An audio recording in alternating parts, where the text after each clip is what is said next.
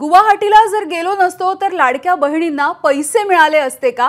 सांगलीच्या विटा गावामधल्या मेळाव्यामध्ये शहाजीबापू पाटील यांनी हे वक्तव्य केलंय। एकनाथ शिंदेच पुन्हा एकदा मुख्यमंत्री होणार यामध्ये शंका नाही असा दावाही शहाजीबापू पाटील यांनी केलाय।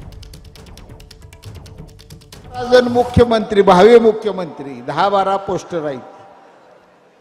अरे उद्याचा मुख्यमंत्री ठरलेला आहे, सांगायला लागत नाही। महाराष्ट्र जनतेने निर्णय घेतलेला आहे, फक्त मताच्या पेटीपर्यंत जायचं आहे।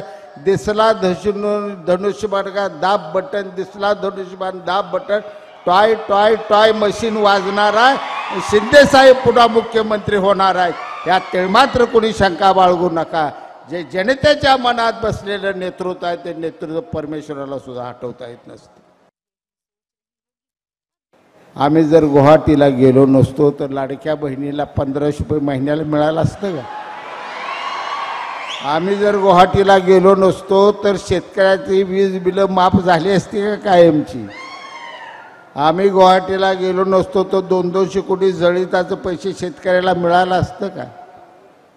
आम्ही जर गेलो नसतो तर माझ्या मुलींना MD MBBS IAS SP होण्यापर्यंतचं शिक्षण सगळं मोफत करायचा निर्णय झाला असता का? और निर्णय घ्यायला कमीत कमी माणूस भेटावं तर लागतो। ABP माझा, उघडा डोळे बघा नीट।